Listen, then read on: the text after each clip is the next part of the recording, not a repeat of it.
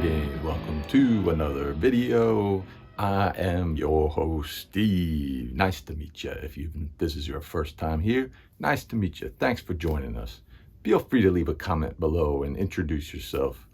Today we are talking about the CDs I own by Philadelphia's favorite sons, the Dead Milkmen.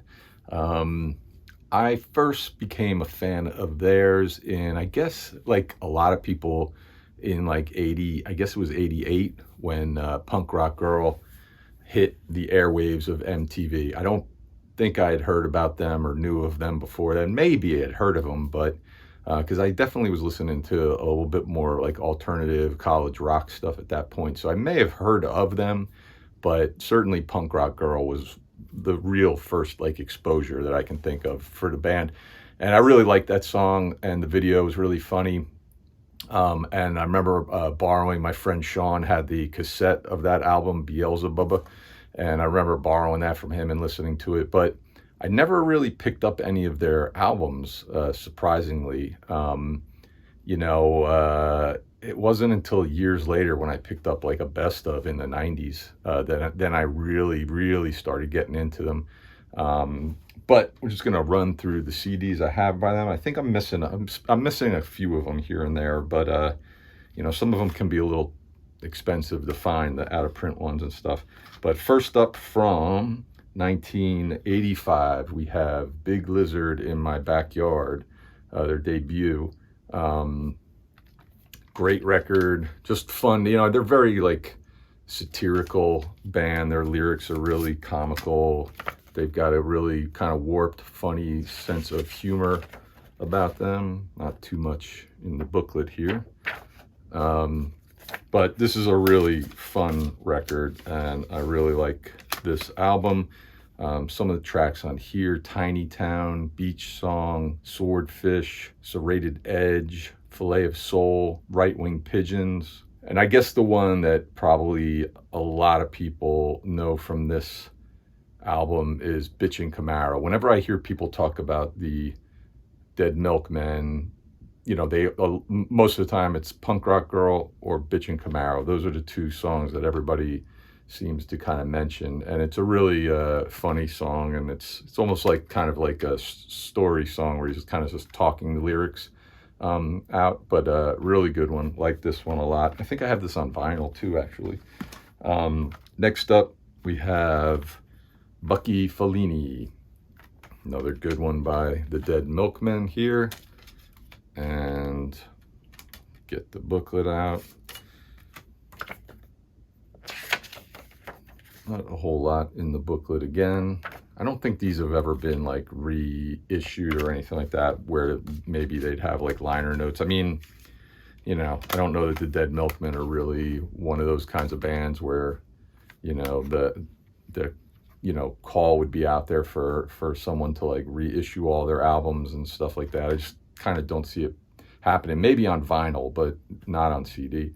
But here you can see a ticket stub I have. Went and saw them at the Warsaw in Brooklyn in 2009. Not the first show that I saw them live at. I'll talk about that whenever I see that ticket stub's got to be in one of these. But another really good one you've got on this: I Am the Walrus, Big Time Operator, Instant Club Hit, The Badger Song, Taco Land, Surfing Cow. Yeah, just, you can sort of tell by the names of the songs, like kind of where they kind of fit in. Just, really kind of silly, kind of punk rock songs. Just a good band. Then we've got up the aforementioned Beelzebubba with Punk Rock Girl on it.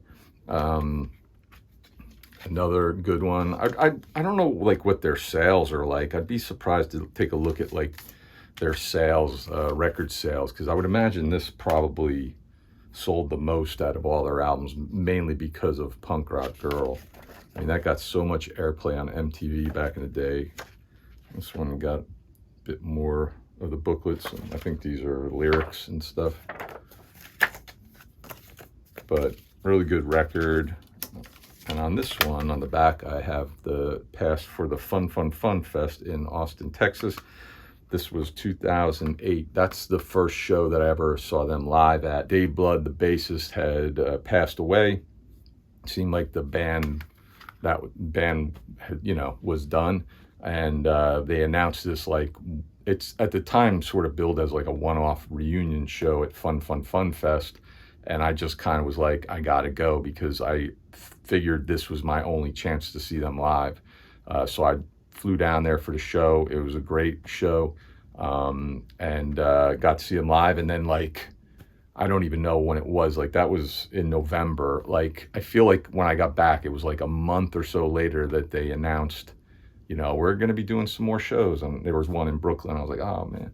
But anyways, it doesn't matter. It was still a good show. I'm glad I went. But on this one, you have RC's Mom, Stewart, I Walk the Thinnest Line, Bleach Boys, Smoking Banana Peels, Born to Love Volcanoes, Howard Beware, Ringo Buys a Rifle, Life is Shit. We can all relate to that one, right?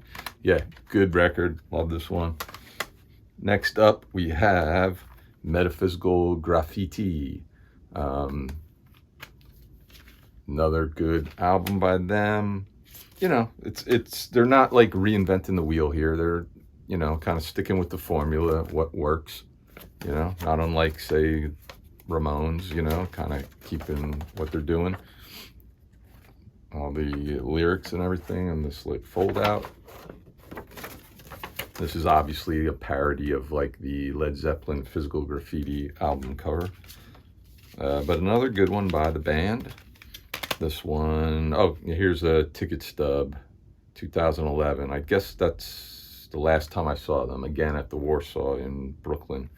Good venue to see shows. I don't know if they still do shows there, actually, but they might.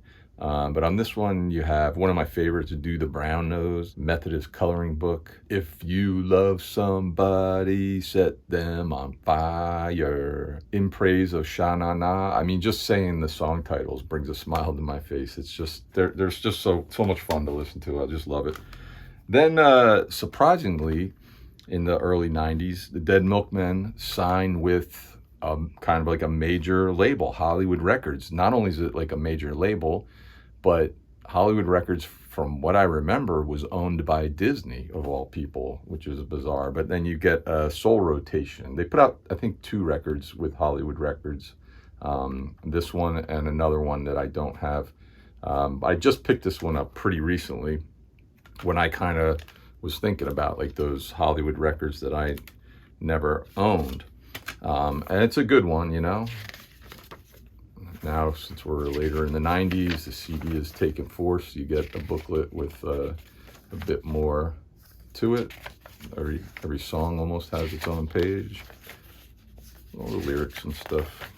And a few little snapshots of them in the studio. But yeah, this one's good. I haven't listened to this one as much as the others, but since I got it not too long ago, but it's a really good one. The Secret of Life, Belafonte's Inferno, How It's Gonna Be, If I Had a Gun, Shaft in Greenland, and God's Kid Brother, which I had, like, that song digitally for a long time, and that's, I think, what made me think to maybe look into this CD, see if I could find it.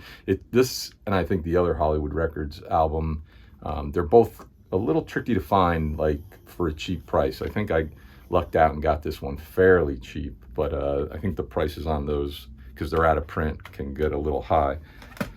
Then I picked this up at Waterloo in Austin, I remember. This was from '94. This is a live record called Chaos Rules. It was recorded at the Trocadero in Philadelphia. Live record by them. It's funny, I was just listening to a podcast with some interviews of the guys from the band, and Rodney was saying that this album was like a contractual, like, fulfillment kind of thing, which I found a little surprising, and he was saying, whether it's true or not, I'm not really sure, but he was saying that he wasn't even aware that this album was coming out. I mean, I don't know how he could not be, but, that's the story he was kind of telling. But it's not a bad live record, kind of a snapshot of that time. you know, got all the kind of tunes that I've just sort of been mentioning, you know, Smoking Banana Peels, Bitchin' Camaro, Big Lizard, Punk Rock Girl, Stewart, Taco Land, etc. You know, good little snapshot of the band live. But yeah, not a bad pickup. So then the last thing I have is the first thing I ever had. This is their compilation, Death Rides a Pale Cow, the Ultimate Collection. Picked this up in when did this come out? 97. I think that's when I picked this up. Bought this, I believe I got this at the old Moby Disc in Sherman Oaks, California. Oops. Oh, I have this DVD. I made a copy of Philadelphia in Love. It's got like music videos and stuff on there. Anyways, back to the CD. Yeah, I picked this up, I think, at Moby Disc, and, you know, just felt like at that time, you know, this was all I ever really wanted from the Dead Milkmen. Just a compilation, a really good compilation of all the songs that I liked and was familiar with. This is a little timeline of the band's history on there. And I don't think this has any of the songs from, again, the Hollywood Records albums. They kind of, those songs are kind of like off limits to these guys. Even the Chaos Rules live album, there's in the liner notes, it specifically says that they had to remove those songs from the set list. But you know, I thought this was all I'd ever need when I picked this up in 97. I remember listening to this like nonstop. And then, you know, a few years later, I just started like expanding my collection and picking up the individual albums, which I'm glad I did. But this is, I mean, if you aren't familiar with the band and you kind of want to test the waters, they have a few compilations that are available, but this certainly is a good one to go with if you come across it.